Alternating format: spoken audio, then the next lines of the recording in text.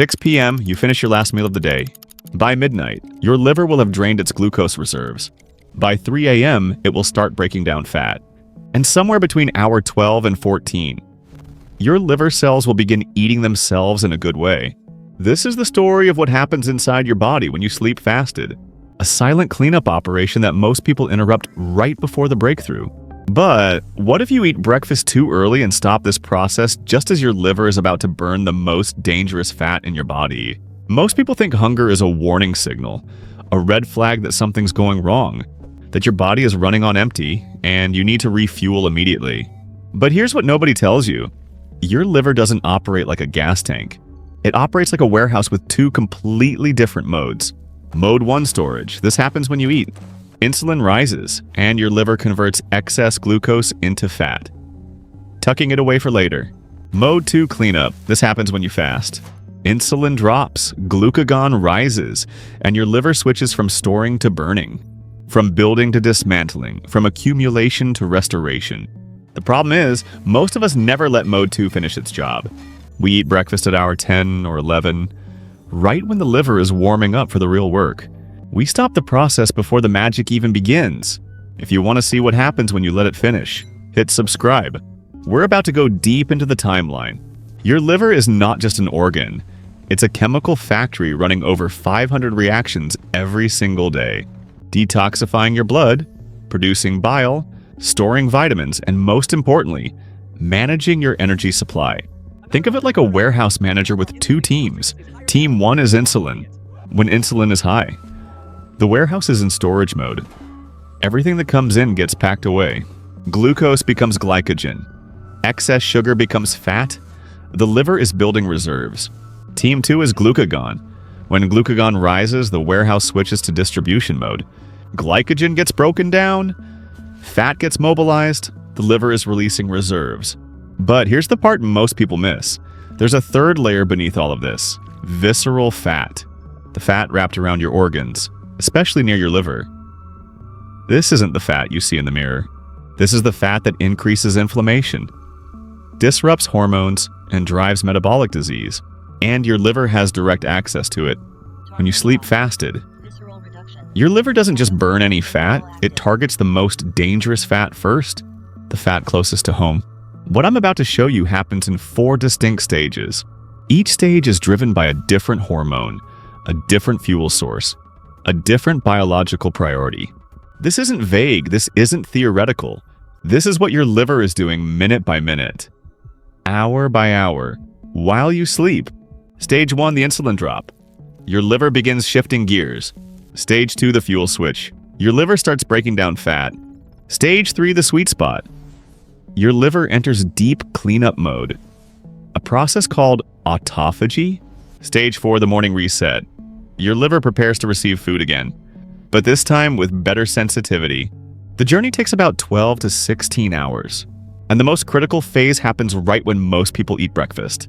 Let's walk through it. 6 p.m. You finish dinner. For the next 3 hours, insulin is still circulating in your bloodstream. It's not high anymore, but it's present. And as long as insulin is present, your liver stays in storage mode. During this window, your liver is processing the meal you just ate.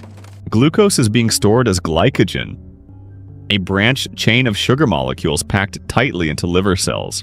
Your liver can hold about 100 grams of glycogen, enough to fuel your brain and muscles for 12 to 18 hours if you don't eat again. But around hour 2 or 3, something shifts, insulin begins to drop. And as it drops, glucagon begins to rise. Glucagon is insulin's opposite. It's the hormone that tells your liver to stop storing and start releasing. The warehouse manager switches teams. Your liver responds immediately. It starts breaking down glycogen into glucose, releasing it into your bloodstream. This is glycogenolysis, the first phase of fasting metabolism. But here's the key. You're not burning fat yet. You're still running on the glucose reserves you stored earlier. Your liver is simply opening the first warehouse. The easy one. The one that doesn't require much effort. Most people think this is where fasting ends. A few hours without food, a little glycogen depletion, maybe some mild hunger. But this is just the beginning. The real transformation hasn't started yet. your liver is only warming up. By hour 4, your glycogen stores are dropping. Not empty yet, but low enough that your liver starts looking for a backup plan. And that backup plan is fat. But not just any fat. Your liver has a hierarchy, a priority list. And at the top of that list is visceral fat. The fat stored deep in your abdomen, wrapped around your liver, pancreas, intestines. This fat is metabolically active. It secretes inflammatory molecules. It disrupts insulin signaling. And it's the easiest fat for your liver to access because it's right there. Close to home, your liver sends out a signal. Glucagon activates an enzyme called hormone-sensitive lipase. This enzyme breaks down triglycerides in your visceral fat into free fatty acids and glycerol. Those fatty acids flow directly into your liver through the portal vein. Once inside, your liver starts beta oxidation, a process where fatty acids are chopped into smaller units and converted into energy. This is the fuel switch. You're no longer running on glucose, you're running on fat. And here's the part that blows most people's minds. Subcutaneous fat. The fat you can pinch under your skin barely gets touched during this phase. Your body knows which fat is dangerous and which fat is just storage. It goes after the dangerous stuff first. The visceral fat that surrounds your organs and drives disease. This is also the phase where most people feel the hungriest, because your body is transitioning between fuel sources. But if you push through, if you don't eat, something extraordinary happens next. Somewhere between hour 10 and hour 14, your liver reaches peak efficiency. Glycogen is nearly depleted, fat is flowing in, and your liver starts producing something new. Ketone bodies. Ketones are small molecules made from fatty acids. Beta-hydroxybutyrate, acetoacetate, acetone. Your liver manufactures them in the mitochondria and releases them into your bloodstream. And here's why this matters. Your brain can run on ketones. In fact, your brain loves ketones. They burn cleaner than glucose. They produce less oxidative stress, less inflammation, more stable energy. This is ketosis. Not the extreme version you hear about in diets. Just a mild, natural state your body enters every single night if you let it. But the real magic happens at the cellular level. Because while your liver is burning fat and producing ketones, it's also doing something else. Something most people have never heard of: autophagy. Autophagy means self-eating.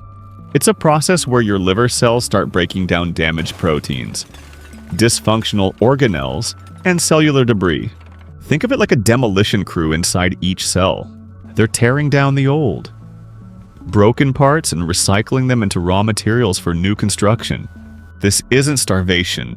This isn't your body cannibalizing itself. This is maintenance. Your liver is cleaning house, getting rid of the junk that accumulates from daily metabolism. And it only happens when insulin is low and glucagon is high. When your liver has the time and the space to focus on repair instead of storage. If this blew your mind, you're going to love what comes next. Subscribe so you don't miss how your body keeps changing even after you wake up. Studies show that autophagy reduces inflammation, improves insulin sensitivity, and even slows cellular aging. This is the breakthrough. The moment your liver shifts from burning fat to rebuilding itself. And most people eat breakfast right before this happens. They stop the process at hour 10 or 11, right before the sweet spot. By the time you wake up, 14 to 16 hours after your last meal. Your liver has done something remarkable. It's burned through visceral fat, it's produced ketones, it's activated autophagy, and now it's ready for the final stage, the reset.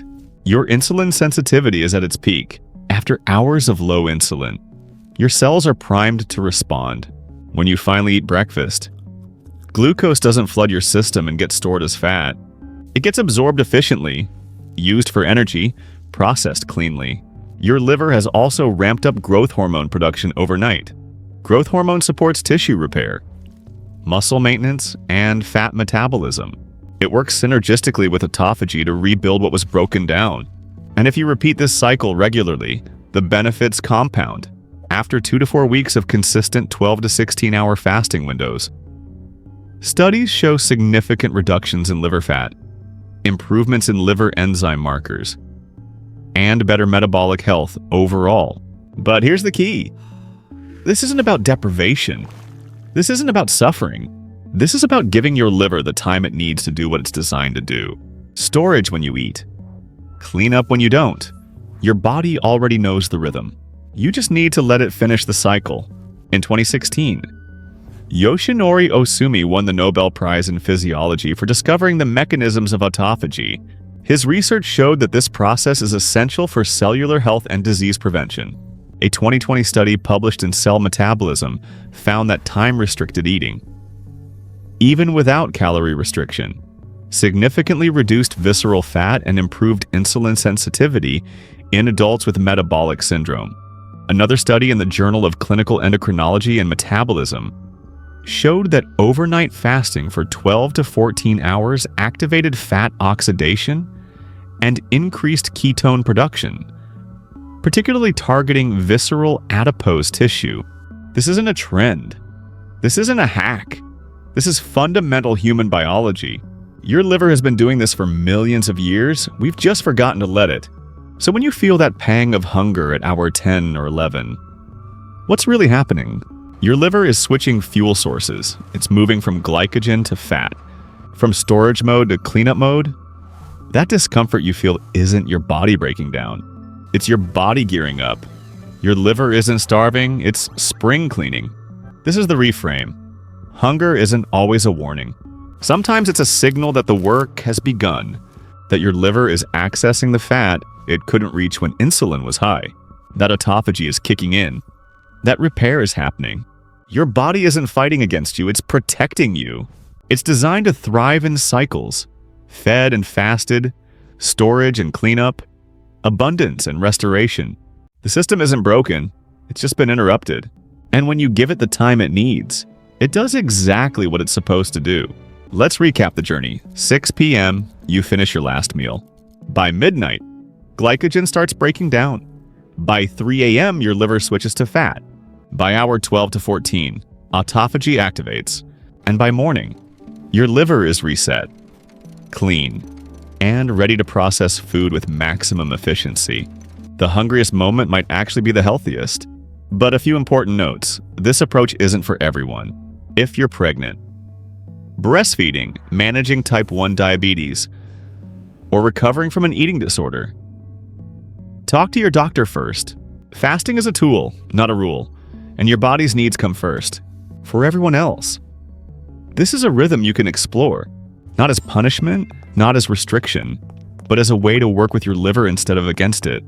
What surprised you most about what your liver does while you sleep? Drop a comment below.